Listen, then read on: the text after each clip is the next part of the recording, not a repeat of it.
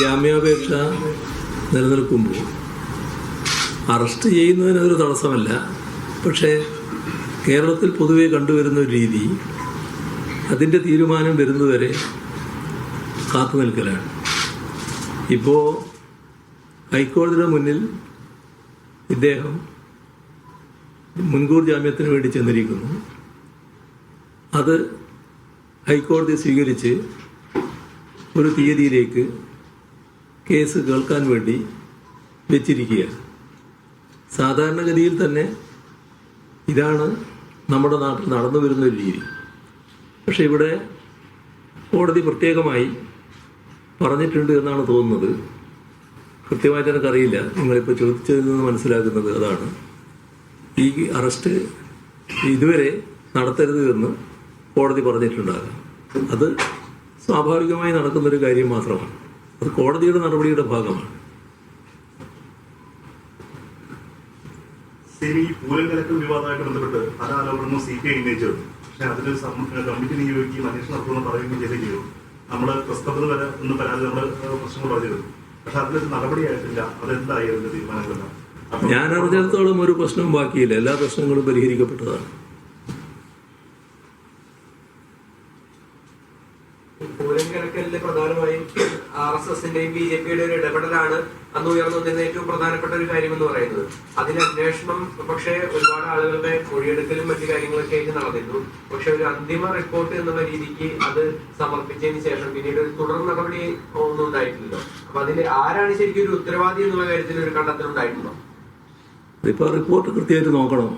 എനിക്കിപ്പോ പറയാൻ കഴിയില്ല അതിനെപ്പറ്റി. ജമാഅത്തെ ഇസ്ലാമി UDF-ന് പിന്തുണ പ്രഖ്യാപിച്ചത് സ്വീകരിച്ചത് ആത്മഹത്യാപരമാണ്. 4 വോട്ടിന് വേണ്ടി ഇങ്ങനെയൊന്നും ചെയ്യരുത് എന്നാണ് അന്ന് പറഞ്ഞത്. മുൻകാലങ്ങളിൽ പലപ്പോഴും CPM പരസ്യമായി തന്നെ ജമാഅത്തെ ഇസ്ലാമിയുടെ പിന്തുണ സ്വീകരിച്ചിട്ടുണ്ട്, അതിനെ ന്യായീകരിച്ചിട്ടുണ്ട്. എങ്ങനെയാണ് UDF-നോട് പിന്തുണയ്ക്കുമ്പോൾ മാത്രം ജമാഅത്തെ ഇസ്ലാമി വർഗീയ കക്ഷിയായി മാറുന്നത്? അതിനും ഞാൻ ഇന്നലെ പറഞ്ഞു കഴിഞ്ഞതാണ്. ആ ചോദ്യത്തിന് മറുപടി ഞാൻ ഇന്നലെ പറഞ്ഞു കഴിഞ്ഞിരുന്നു. ഇനിയിപ്പോൾ എല്ലാ ദിവസവും അത് ആവർത്തിച്ചുകൊണ്ടിരിക്കേണ്ട കാര്യമില്ല. കൃത്യമായി പറഞ്ഞിട്ടുണ്ട് എന്താണ് നടന്നതെന്ന്. ഇനി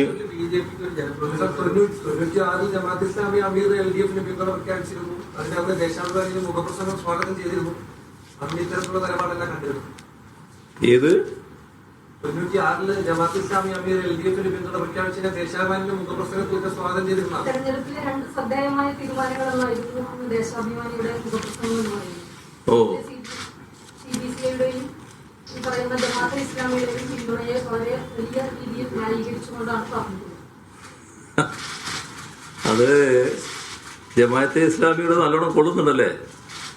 അപ്പൊ ഞാൻ പറയാം. എന്നാലും അങ്ങനെ പറയണമെങ്കിൽ നമ്മുടെ രാജ്യത്ത് ഇടതുപക്ഷത്തെ കഴിഞ്ഞ 30 വർഷങ്ങളോളം പിന്തുണച്ചവരല്ലേ ജമാഅത്തെ ഇസ്ലാമി എന്നാണ് എന്തും വിളിച്ചു പറയാൻ തയ്യാറുള്ള UDF നേതാക്കളും ചില ജമാഅത്തെ ഇസ്ലാമി നേതാക്കൾ തന്നെയും പറയുന്നു. ഇത് വസ്തുതയുമായി ഒരു ബന്ധവുമുള്ളതല്ല. 1985-ലാണ് ജമാഅത്തെ ഇസ്ലാമിക്കാർ വോട്ട് ചെയ്യാൻ തുടങ്ങുന്നത്. ജമാഅത്തെ ഇസ്ലാമി തെരഞ്ഞെടുപ്പിൽ വിശ്വസിച്ചവരായിരുന്നില്ല. അതറിയില്ല അല്ലേ?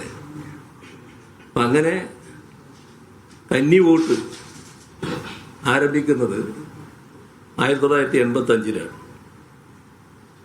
തെരഞ്ഞെടുപ്പ് രാഷ്ട്രീയത്തിൽ ഇടപെടാൻ അങ്ങനെ തുടങ്ങി.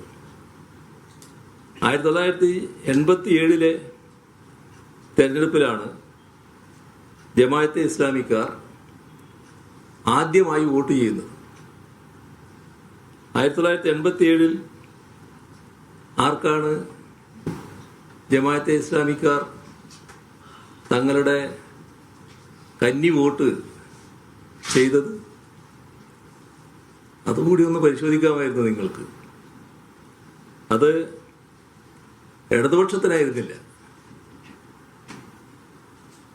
1992-ൽ ഇറക്കിയ പ്രബോധനത്തെക്കുറിച്ച് അറിയാലോ. ജമാഅത്തെ ഇസ്ലാമി 50-ാം വാർഷിക പതിപ്പിലെ പേജ് 130